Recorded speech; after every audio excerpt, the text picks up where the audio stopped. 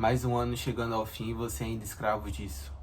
Primeiro o pecado te seduz e depois ele aponta como se você fosse um pecador estúpido que não pudesse mais voltar. Então entenda, primeiro ele traz para você um sentimento de que você pode, de que talvez você possa se entregar, de que vai ser gostoso, de que só mais uma vez, não tem problema, depois você pode se arrepender.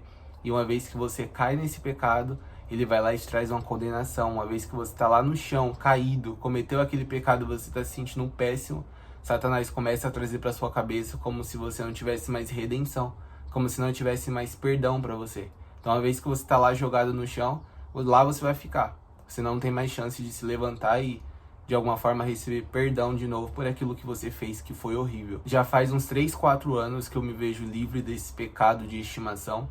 E antigamente eu era esse garoto aqui, totalmente tímido, com vergonha, totalmente ansioso, totalmente sem nenhuma pretensão de vida, sem saber o que iria fazer, sem sonhos, sem projetos. E isso vem muito da pornografia e da masturbação na minha vida. Isso vem muito como consequência desse pecado que me aprisionava e é como se eu não tivesse vida longe dele. Então entenda, o mal não é você sentir desejo. É claro que a gente vai sentir, eu como homem, você como homem, nós como seres humanos, nós temos a tendência de ter esse instinto sexual. Faz parte de quem nós somos, o próprio Deus colocou isso em nós. Mas o erro, o pecado em si, é como você busca alimentar, como você busca satisfazer esse desejo. Então sentir o desejo em si não é o pecado, mas o pecado é quando você consome, quando você está lá se satisfazendo em ver um homem ou uma mulher fazendo atos que foi feito para o casamento. Então entenda, o pecado consiste em você estar lá consumindo e às vezes na masturbação, às vezes ali naquele pecado que quando você está fazendo você não consegue se ver.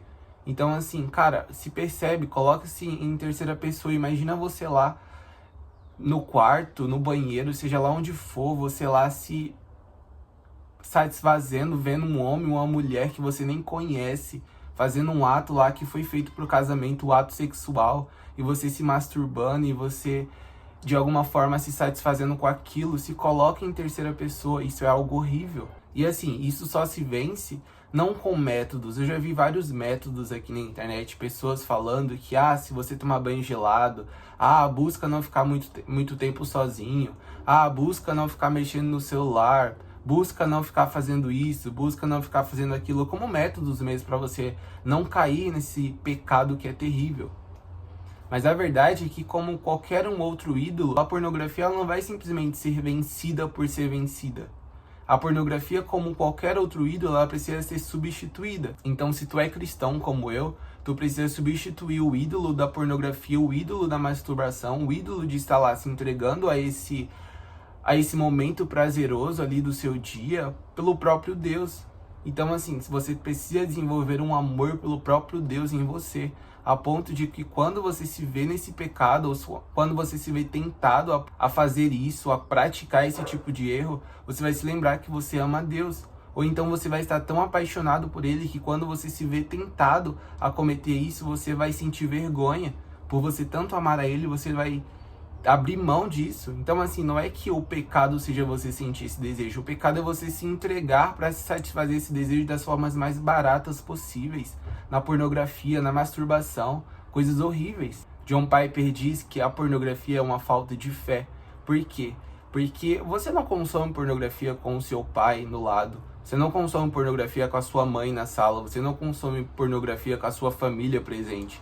Então se uma presença com você é algo que te faz não consumir isso, não fazer isso, a verdade então é que você está com falta de fé. Porque o próprio Jesus Cristo falou para nós que Ele enviaria o seu Espírito para estar conosco. Então entenda, Jesus Cristo está conosco em todo o tempo. Seja você no banheiro, seja você quando no quarto sozinho, Jesus Cristo está com você.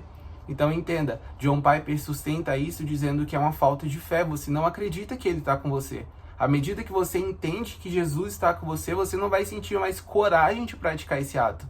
Você não vai sentir mais vontade ou coragem de cometer esse ato terrível, esse ato nojento, porque Jesus está com você.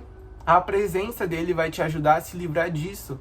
Então você precisa acreditar, você precisa amar mais ele, você precisa entender que a presença dele está com você em todo o tempo. Somente assim você vai se colocar em terceira pessoa e vai falar: não, não vou fazer isso. Ainda que o pecado esteja tentando me seduzir, ainda que o pecado esteja tentando me tentar, mas eu não vou ceder a isso. Você pode usar armas da oração, você pode usar armas da leitura da palavra. Quando você estiver sendo tentado, você pode correr para a leitura da palavra, para conversar com alguém, para desabafar com um amigo, para fazer uma oração que seja, entenda? Jesus Cristo está disponível para nós. Quando nós somos tentados, nós temos alguém para correr.